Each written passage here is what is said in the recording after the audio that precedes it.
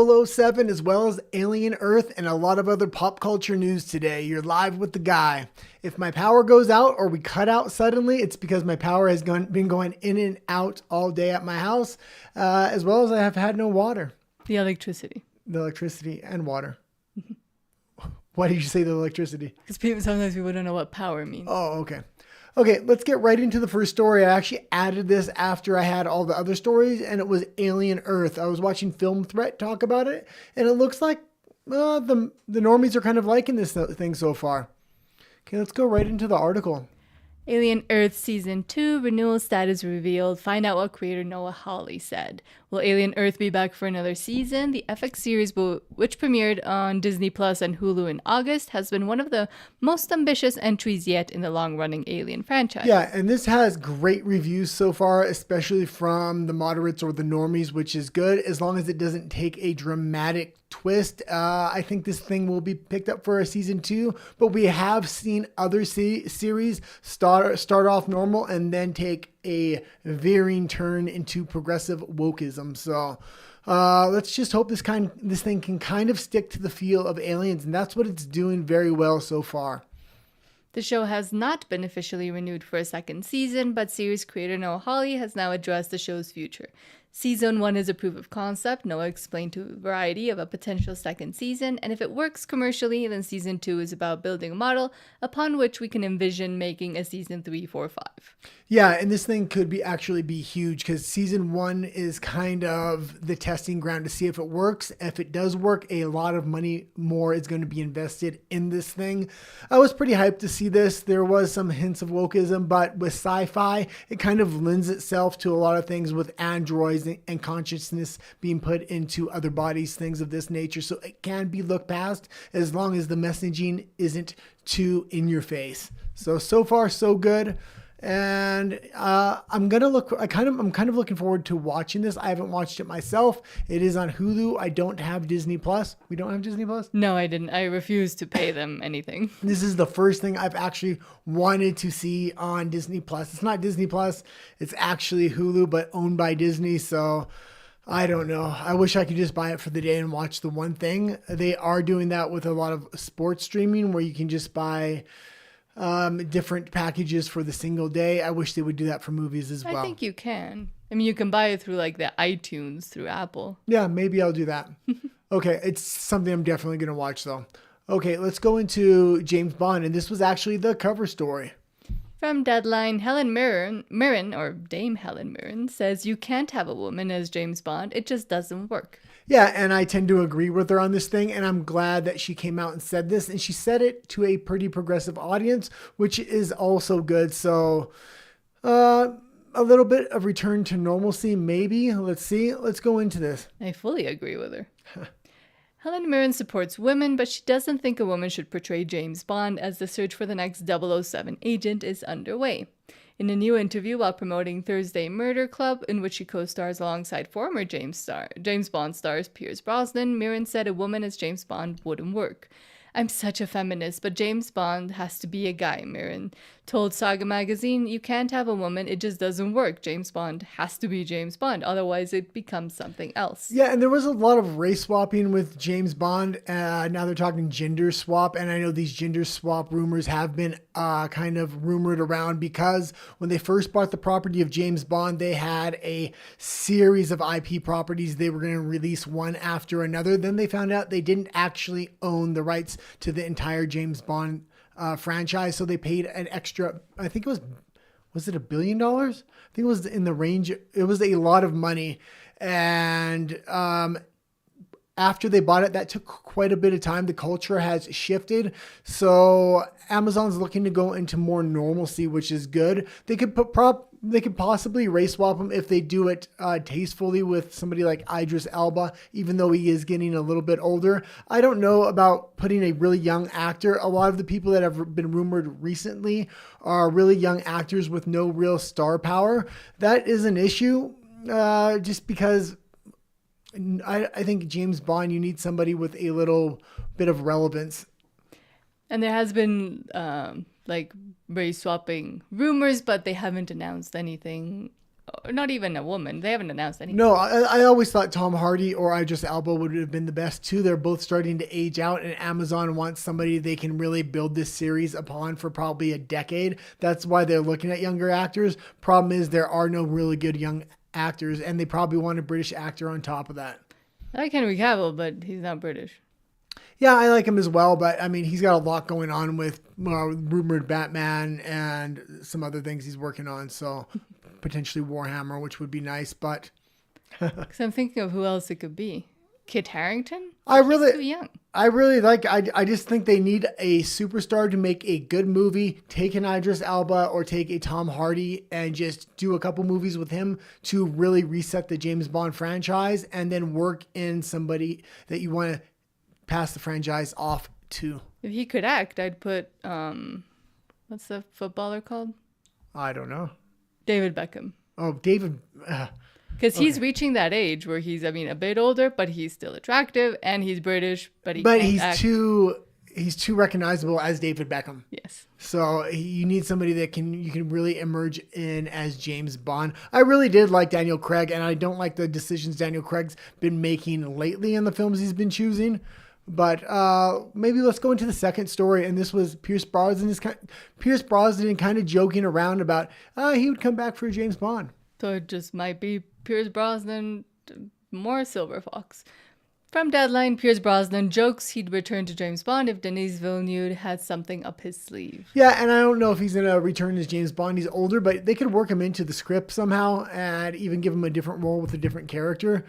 He's a lot older, so he could be managing James Bond or something like that. I like Pierce Brosnan as he's aged, so I like him as an older... as he's gotten older, I've liked him a lot more. When he was younger, he was just a little bit too clean cut, too British for me. He could be... could he be Q? No, because it has to be a woman. In that case, it has to be a woman. But he could pass down the torch, and given that he's still alive... Or he can come back in a flashback as kind of just giving homage to past James Bonds. Yeah, but especially because he's still alive. I mean, that you have to use these iconic people that have carried franchises to pass the torch, not like they did in, what's it called? Well, the one with the archaeologist. Oh, National Treasure? And the lasso. No. Well, I don't know. The iconic movie about an archaeologist that goes and digs up things in the pyramids. National Treasure. No. With Nicolas Cage. No, what's it? Come on, help me. National Treasure. No. Where they messed up the prequel or sequel that they were trying to do. The sequel. Oh, I don't know. With a woman. I don't know, but let's continue with this.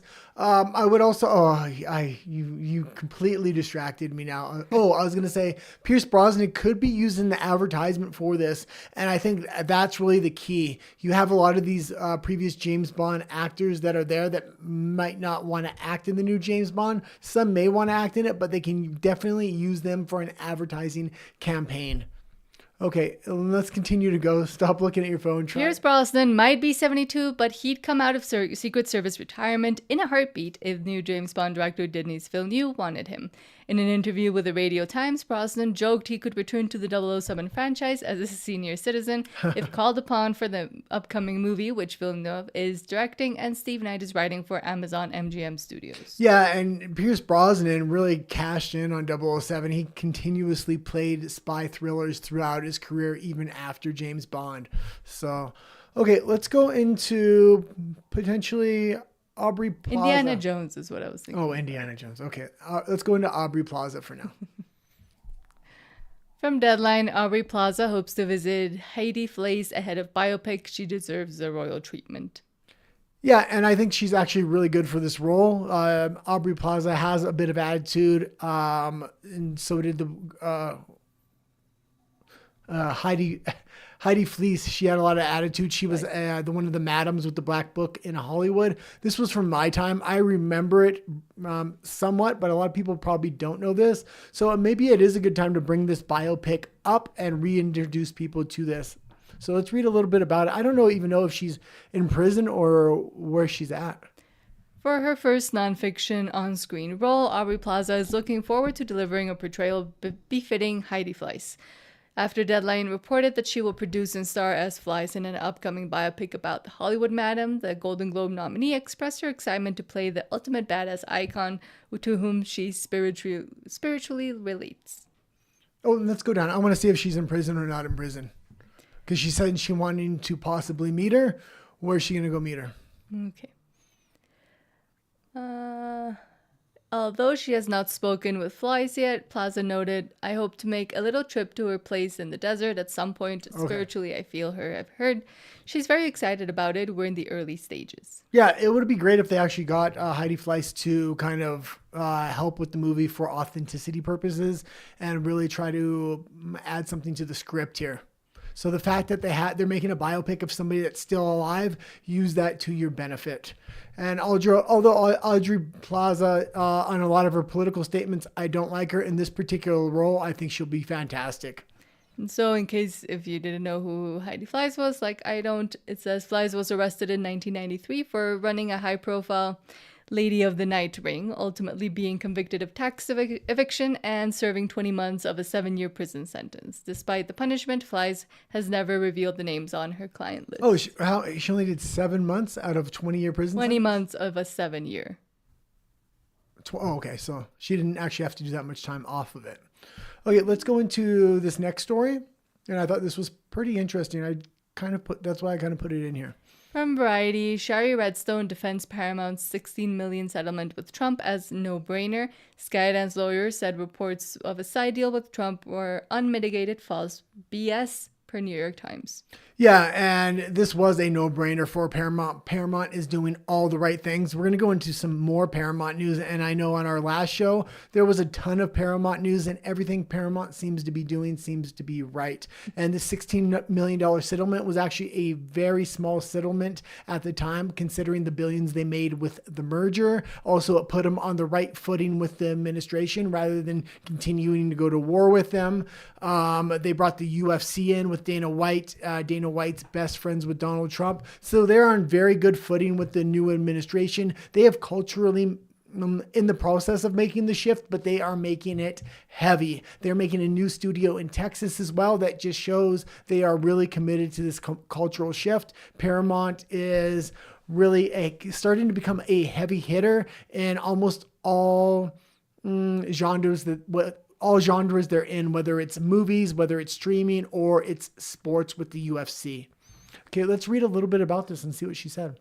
Shari Redstone said the decision for Paramount Global, the media conglomerate she just sold to Skydance Media, to pay President Donald Trump $16 million to settle his lawsuit against CBS was a no-brainer, and she had expected the company to pay far more to the sitting president to make the litigation go away. Yeah, this was hundreds of millions of dollars could have been lost in this lawsuit. I was expecting a lot more too, and I was wondering what the hell happened.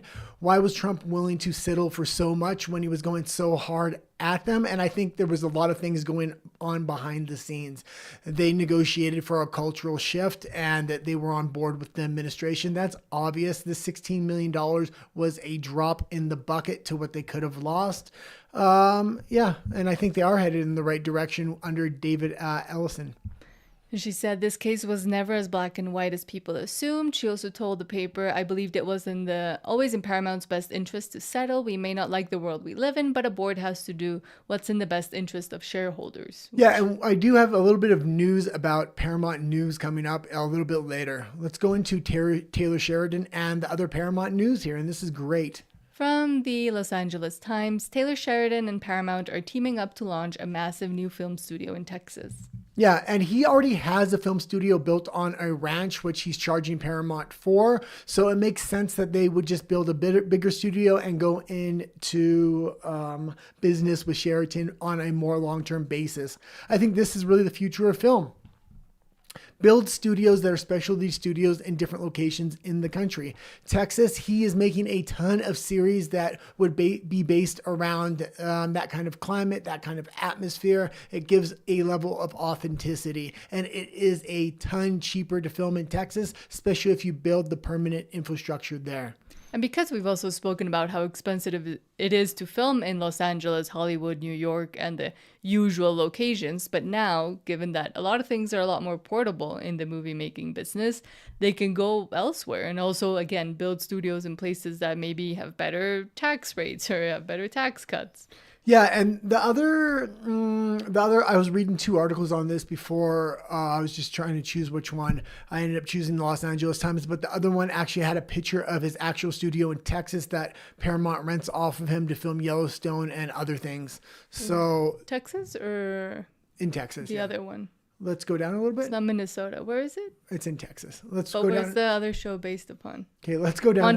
Montana. Let's go down and read a little bit. Because that's where Yellowstone is based. Yellowstone creator Taylor Sheridan and Paramount are going big in Texas, joining forces to open a 450,000 square foot production campus in Fort Worth in a boost to the Lone Star State's growing entertainment economy. Yeah, and this is great that they're opening in Fort Worth. And if you look at when I was looking at the picture of the actual studio that's built now, I'm sure it's going to be built or probably in a similar location. It's amongst a lot of farming land, farm fields. So this is going to be cheap to build there, cheap land. They can really focus on having state-of-the-art equipment and have this thing fully staffed. And Fort Worth, it's better to have it in Fort Worth than in Austin. Austin is a great town, but it is becoming extremely progressive and a little bit crazy itself. So being in Fort Worth, it gives it a little bit more authenticity, being in more of a conservative place in Texas. And not just that, but Austin is becoming incredibly expensive as well. So having a crew trying to find that, this is what a lot of the tech companies found recently after they moved during the bad times. They found people that were going over there and moving to work there. The prices shot up, the housing prices and the cost of living shot up. So forcing a crew to go live somewhere that were expensive, become expensive in the last few years. I don't think they want to do that. Well, also Austin's now crashing in real estate prices, but still it's not crashing enough. So I'm going to go back to that article. I want to read a little bit more actually. God, I forgot what I was going to say. Prices have shot up. Now it's getting less expensive. No, that's all right. Let's just read a little bit more here. And so Taylor Sheridan, if you don't know, he's made such things as Landman. What else did he make here? Yellowstone 1984, 83, whatever it was called. 1883. Yeah. So he knows how to pull that Texas or that southern vibe off very well, or that western vibe. So this will lean into anybody that wants to film that will probably start going to the studio. Okay, let's read a little bit more. 1.5 billion. The venture, announced Wednesday, comes on the heels of Skydance's $8.4 billion takeover of Paramount, and just as Texas has taken major initiatives to encourage more film production, having recently passed legislation increasing its film incentives program to $1.5 billion over the next 10 years. The massive production hub will be situated on the Alliance Texas campus, a 27,000-acre development owned by billionaire Ross Perot Jr.'s Hillwood, a commercial and residential real estate developer and a partner in the project, along with Sheridan's and Paramount Television. Yeah, so it looks like Paramount was smart. They got good investors that know a lot about the industry and land developers as well, so they haven't really shouldered the entire cost. This is great on Paramount's part, especially with the UFC contract. They got to be a little bit tight on money right now. So bringing other people in with the expertise and creating nice long-term relationships through business will keep Taylor Sheridan around with Paramount. Okay, let's go into the next article here. And I believe it's going to be weapons. I didn't know what this movie was. Then I watched the trailer after I read this article, and it actually looks fantastic. Weapons drops just 43% in Bloody Good second weekend from Variety. Yeah, and a 43% drop might sound like a lot, but a lot of these movies lately have been having 75% drops, 70% drops, 65% drops. Most Marvel movies have been gauging between 65 and 70%. Jurassic Park had a 73% drop off. So a 43% drop off is actually really good. This means it's having consistency week after week. Let's go into the article just a little bit. Weapons crept back to the top of the box office charts, collecting a significant $25 million in its second weekend of release. Ticket sales for the R-rated horror film declined just 43% from its $43 million debut, an impressive hold for a genre that's known to drastically fall after opening weekend. En route to sleeper hit status, Weapons has grossed $89 million domestically and $148 million worldwide after 2 weekends of release. Yeah, and it's probably made its budget back already. It did have a little bit of star power in there, but one major star, I think it was Josh Brolin I seen that was in there. So it was interesting. It was about, this movie was about, when I watched the trailer, the gist of it was all the children in the town go missing. And then they come back as, I don't know if they're zombies, but they're killers. That's why it's called Weapons. Okay, let's go a little bit into... So, I mean, that's two movies that like maybe they made them into weapons? Yeah, it actually looks good. It looks well filmed. It's very cinematic.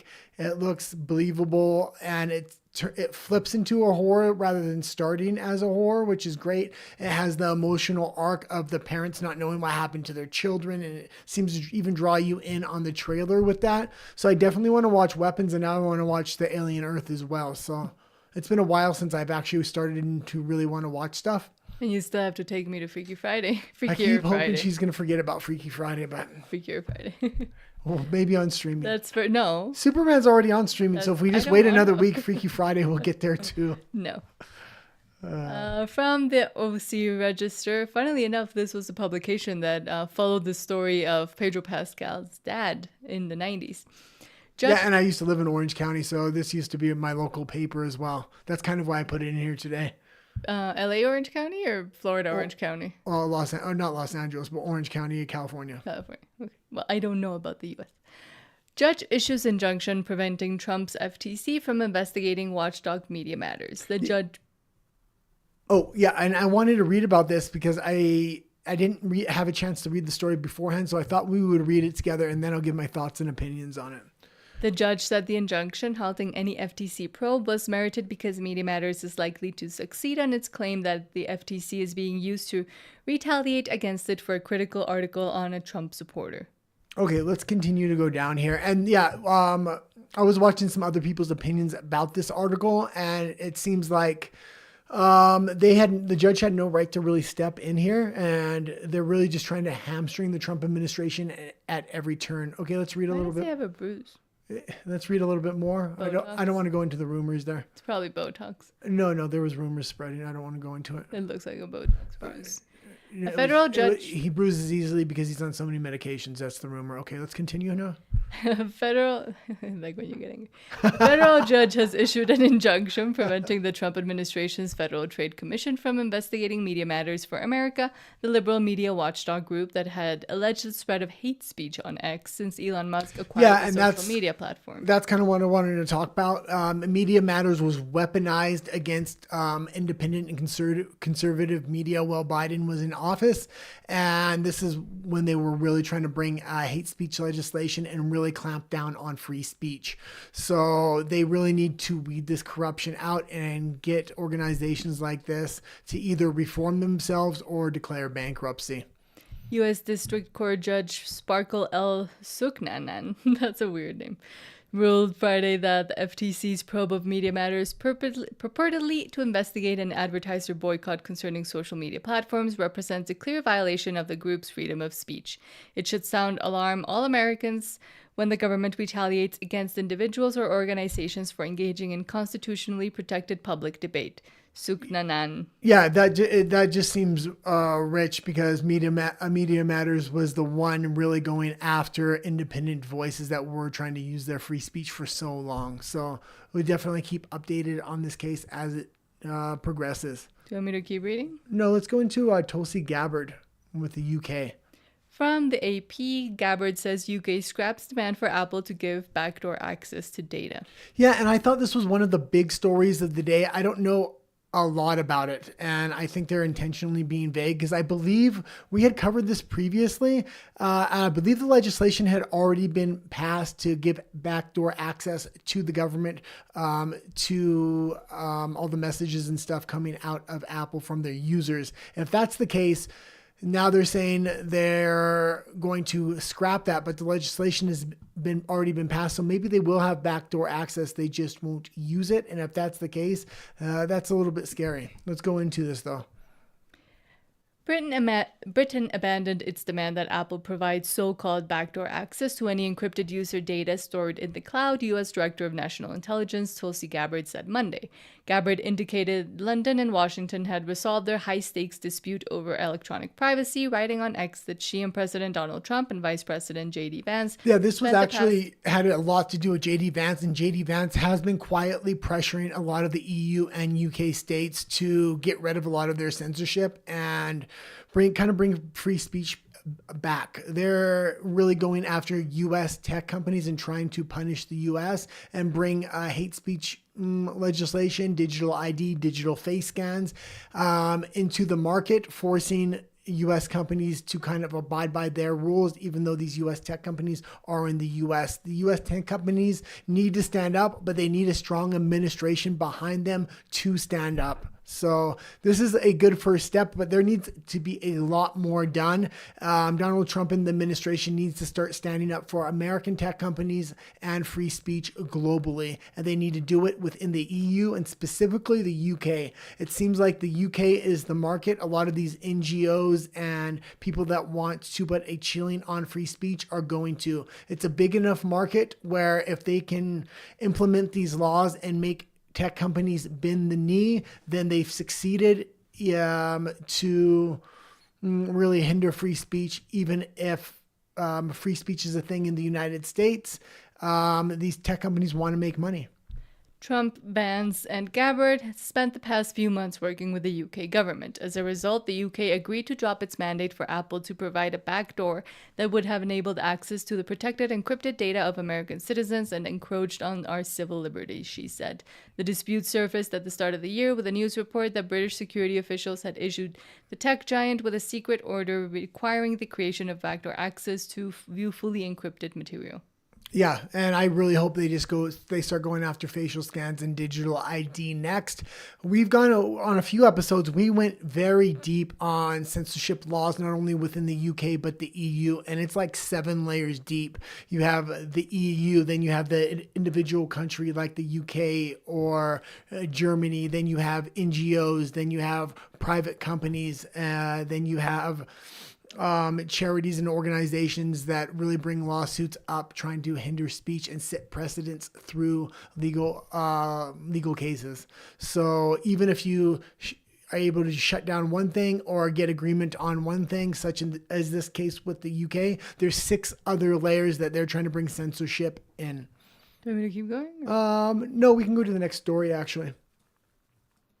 From Deadline, TV giants refuse to pay fees for UK's independent bullying and harassment complaints body after a string of power abuse scandals. Yeah, there have been a ton of scandals coming out of the UK, and I think it was a lot of this anti-bullying legislation and things like this that kind of sparked this off. Let's go down a little bit and read. Channel 4 and Disney are among the television giants declining to pay annual fees to the UK's industry new independent bullying and harassment complaints body, Deadline can reveal. And pause it there. And these are heavy hitters. So if Disney stands up and a few other companies stand up, this is going to hopefully get the UK to calm down on a lot of their censorship and bullying legislation they're really bringing in and trying to implement it on US companies. As executives gather in Scotland for the Edinburgh TV Festival, sources said there is a growing uncertainty over whether the Creative Industries Independent Standards Authority, now commonly known as CIISA acronym, can be sustained by voluntary contributions, with the body planning to be clearer about funding refuse NICs as it bids to secure its future. Deadline hears that others yet to pay annual fees include Amazon Prime Video, All3 Media, Fremantle, Banijay, Netflix, and Paramount-owned Channel 5 declined to confirm whether they are providing ongoing financial support to CIISA, raising questions about their commitment to the body. They need to cut this funding off because this is the end of the line from them. USAID was cut off, which I'm sure a lot of money was probably being funneled into this organization to chill free speech.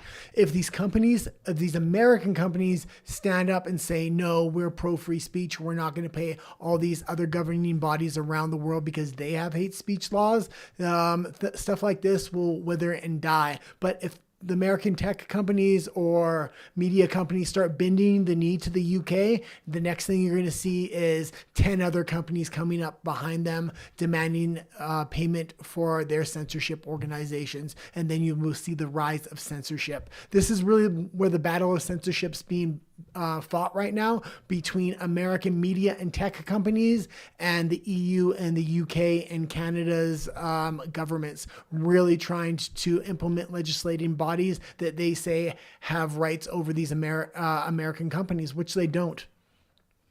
Okay, let's go into the the Supreme Court's next. From ABC News, Supreme Court allows Mississippi to require age verification on social media. The Supreme Court has refused for now to block enforcement of a Mississippi law aimed at regulating the use of social media by children. Yeah, and I'm always very wary. There's a ton of things coming up in the media about we need to protect children with digital ID, with digital face scans, things of this nature.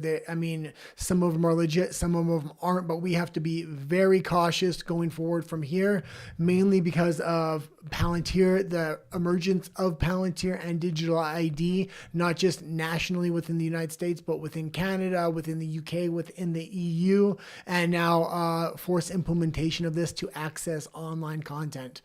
Basically, you have the ability, in the name of safety, in the name of children's safety, we are going to have to strip your freedoms and your constitutional rights. They need to find a way to protect children without stripping people's freedoms or constitutional rights.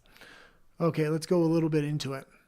The Supreme Court on Thursday refused for now to block enforcement of a Mississippi law aimed at regulating the use of social media by children, an issue of growing national concern. Justices rejected an emergency appeal from a tech industry group representing major platforms like Facebook, X, and YouTube. NetChoice is challenging laws passed in Mississippi and other states that require social media users to verify their ages and asked the court to keep the measure on hold while a lawsuit plays out. Yeah, and it's very hard to really fight this because they're going to Mississippi, which is a smaller, poorer state, but they just have to set one precedent in one state and then they spread out from there. So it's much easier for people that are very pro censorship to eventually set the precedent because they can try and try and try again until they get it. They got the precedent, and then they can go to other states, set that precedent, and then try to set it on a federal level. They're also fighting this battle internationally, as we just shown in the previous articles, in the UK, in the EU, with NGOs, with governments, with charities. It's really a battle, and it's hard for people that want freedom of speech and don't want digital ID to really fight back because they're fighting a million battles all at once to try to get censorship to take root, especially in the United States. And the problem is it is framed as, oh, it's children's safety. So if you're against the measures, then they can easily say, oh, well, why are you against protecting children? But it's not that. It's the way it affects all the users and all the people in general. And also, with illegal immigration in the United States, you don't need a digital ID to fix illegal immigration, as I think the UK and the EU are going to say they're going to need, meaning they've created a problem with illegal immigration. And, we're going to have a digital ID for everybody so we can get rid of the illegal immigrants and identify everybody. Donald Trump did it without a digital ID, and he's doing a great job. Keep it up. I really hope they don't try to sell the general public on the fact they need a digital ID to get rid of illegal immigrants. And that is the problem. That is one avenue that they might want to take, even in the U.S. Yeah. I think it's more of a case that there may be more of a emerging war with Mexico and cartels coming up, and that's going to be the reason for the United States to implement the digital ID on the back of. In the UK, I think they're going to implement the digital ID on the back of, we need to get rid of immigrants, but we have to be able to identify everybody, so everybody's going to need a digital ID. Okay, let's continue into this robots in China. So these might be the ones that take over, actually. No, these robots actually look somewhat retarded.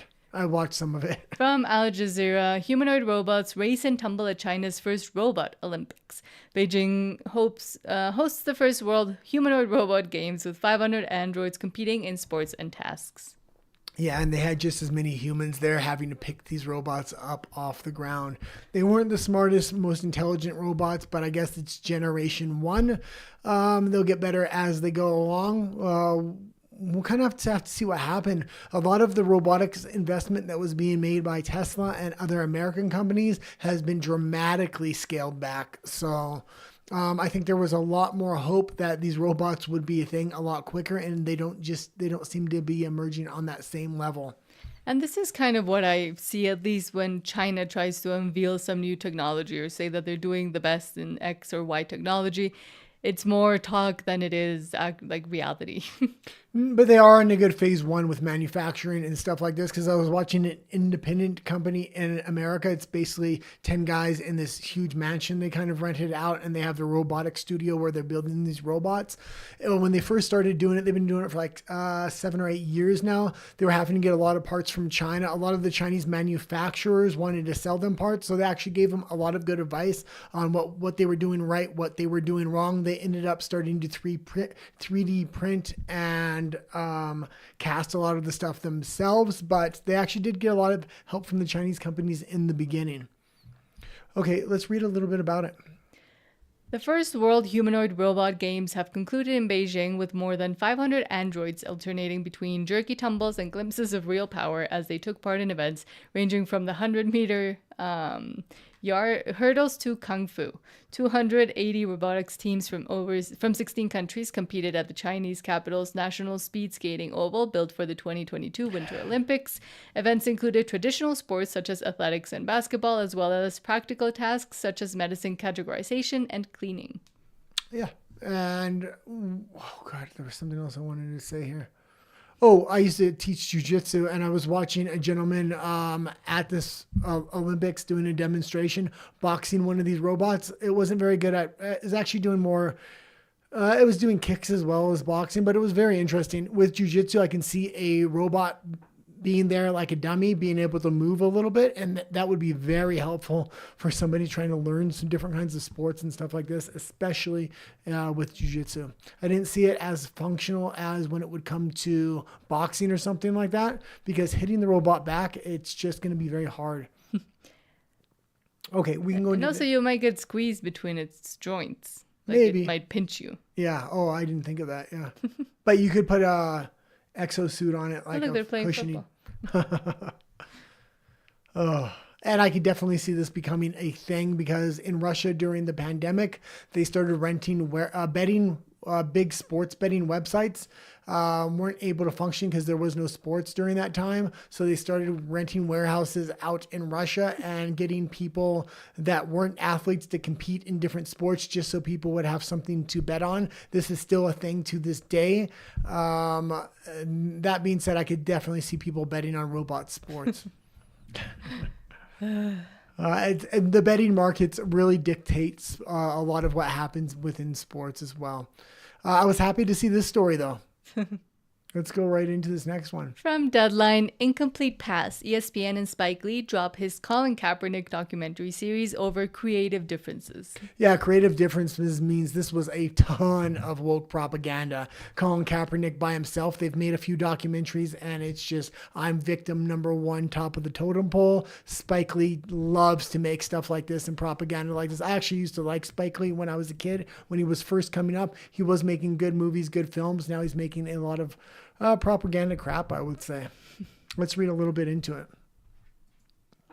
ESPN has confirmed it is scrapping Spike Lee's planned documentary series on ex-NFL quarterback Colin Kaepernick, saying it is by mutual agreement with the Oscar-winning filmmaker and Kaepernick. ESPN, Colin Kaepernick, and Spike Lee have collectively decided to no longer proceed with this project as a result of certain creative differences, the sports giant said in a statement provided to Deadline. Despite not reaching finality, we appreciate all the hard work and collaboration that went into this film. Everybody already got paid for this. Kaepernick got his money. Spike Lee got his money. They're happy enough. I'm sure they can see the culture shifting right now. This could cause a major cancellation and backlash that could permanently end their career. Not like Kaepernick actually has a career, but as far as Spike Lee goes. So I think the fact that they got their money and this doesn't have to come out and they don't have to risk cancellation, I think everybody should be happy on this part. Releasing this kind of movie at this time, it's not going to do anything good for anybody's career or for the studios that are releasing them. 10 years ago, a lot of crap like this was coming out, and this is when I kind of felt like there was no hope. But there is also, like, there's enough stuff about Kaepernick. What else is there to say? His insufferable Netflix documentary and everything else he has done. He basically just promotes himself now. So there's enough stuff out there where who really cares about what else there might be? Yeah. It'll just be a rehash of everything else he has done. He's in I would be surprised if he was able to reinvent himself. He went way too far one way. I'm surprised he hasn't caught a wider cancellation at this point. Okay, let's go into, we have 2 more stories for the day here. I'm glad the power didn't go out because it was going out this morning. From Cosmic Book News, Rachel Zegler's Snow White bomb blamed on politics, says Gal Gadot. Okay, let's read a little bit of what she says about what kind of politics. Obviously woke politics, but Gal Gadot is breaking her silence on the Snow White disaster, and she thinks politics played a big role in the film's failure. And obviously it did, but yeah, this was a strange one. We covered Snow White very closely at the time. I think there was a huge bad rub off Gal Gadot because of this. She's just trying to say it's not her fault the best she can in the most elegant way she can. She's right, it was politics, but Disney also didn't want her to put her out promoting this movie because of all the Israeli politics and stuff like that at the time. They were actually trying to blame the politics on Gal Gadot, and it wasn't Gal Gadot, and it wasn't even the Israeli politics. It was Snow White, Rachel Zegler, and all the woke crap that went along with it. In a new interview on Israeli TV's The A Talks, Gadot reflected on the movie's reception and revealed she expected Snow White to be a major hit until outside events changed everything. I didn't think the movie was good even without that. There was just too many reshoots. It was redone. It just looked bad. Everything was bad about the movie. That being said, it's very interesting to hear what people say on Israeli TV. It's much like what politicians or actors say on French Canadian TV. They think a lot of people aren't going to listen to it, so they tend to say they speak a lot more freely. I don't know if she did. Let's read what else she said. I really enjoyed filming the movie. I really had fun, Gadot said. Even working alongside Rachel Zegler. She doesn't talk like that. Don't talk like that. We laughed and we talked and we had fun. I was positive the movie was going to be a huge hit. But she also wasn't good in it. No, she did not act properly in that movie. Her accent was just bad, and then her singing was really bad. And I mean, oh God. And okay, let's go down a little bit and just see what else she said. Blames post-October 7 backlash. Gadot, who served in the Israeli military and is openly pro-Israel, believes the October 7 attacks and the resulting pressure on celebrities to speak up politically had a direct effect on the film's performance. Okay, hold on. Let's just pause it there. And this is what I was saying about actors and Israelis going on Israeli TV or rabbis giving interviews to Israeli press. It's the same as French Canada. Some spectacular wrong takes kind of come out there out of those audiences because they're trying to play to that audience. I don't think October 7th came into this movie at all. That wasn't the politics. It was all Rachel Zegler and the woke politics. So the fact that she's bringing up October 7th. Rachel Zegler was defending Palestine. So in a way, in a roundabout way. But that wasn't the major backlash. Let's continue to read though. And then October 7th happened. There was a lot of pressure put on celebrities, actors, creators to post against Israel, and it happened, she said. Gadot added that she always tries to give people context about the situation in Israel, but ultimately people make up their own minds. I was disappointed that the movie was incredibly affected by all that and that it didn't do well at the box office, but it is what it is. You win some, you lose some. Okay, well, I guess she didn't want to put it on Zegler and woke culture and progressivism, so she put it on the other half of it. But I don't think the Israeli things actually affected the movie as much as everything else and the controversy around Zegler herself. And the failure of Disney themselves as well, and having fired a lot of the creatives and people that could have made it properly. And then, switching up things because of, for example, the Seven Dwarfs, all of that was before any of this happened. Well, also, maybe progressive Hollywood. There's 2 portions of Hollywood. There was progressive Hollywood, and then there is a lot of Israeli investment into Hollywood as well. So, yeah. Okay, let's go into the last story of the day. And that's CBS. And if people don't know, CBS is actually owned by Paramount here. From Variety, anxiety builds at CBS News over potential moves by Skydance. Yeah, and they should be worried because Paramount is headed in all the right directions. They've made the cultural shift, like I've said, with the UFC, conservative sports, making the payment to Donald Trump, having the merger with Skydance, making more, investing in the large conservative studio within Texas, which we covered earlier with Taylor Sheridan. The only thing they haven't reformed yet is their news. They have slightly shifted away from it, but I'm expecting major changes to come to CBS's mainstream news. The journalists at CBS News are eager to report out details of what might happen to their own workplace. Staffers at the unit, now part of Paramount Skydance, are worried about the potential for a new round of layoffs, according to 3 people familiar with the news division, and are also curious about a possible new chapter for CBS Evening News, which has seen its ratings drop noticeably since embracing a new atypical format. Yeah, I would expect them to bring in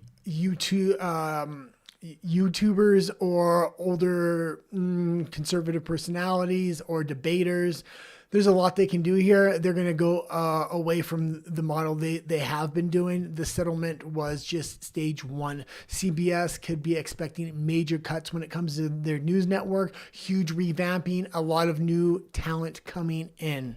And I think the new talent that's going to come in is going to actually have real talent. And the people that are left there are, if they do manage to keep their jobs, are going to be ran circles around by their new talent. Okay. Well, I guess that's it for today. Thanks for tuning in. I'm glad the electricity didn't go out of our place like it did earlier. I was kind of expecting it to. That's why I started 15 minutes early. If you haven't liked and subscribed, please do so. We're trying to get to 500 subscribers. I think we need to change our thumbnail on our most recent video, the BYD. I made it. People didn't like Xi Jinping as Winnie the Pooh. So I think we'll go to your... But I always say. your model. He tries all these weird thumbnails. Any time you see a weird thumbnail on our channel... I honestly don't know if the thumbnail was the problem. We're supposed to pre-release it for 24 to 48 hours. She was unable to do that, so I think it hurt my Winnie the Pooh thumbnail. But I'll keep your damn Pooh thumbnail. That's just my theory. No, we're going to change it today because it's doing bad. No, I like it. I do too, but no. Okay. Go watch the video if you want to. Yeah, go watch the BYD going boom in Mexico. It's a video on this channel. It's our most recent. Thank you. We'll see you on... and the show now is on... Oh, our show's on Tuesday and Thursday. The time may change on Tuesdays and Thursdays.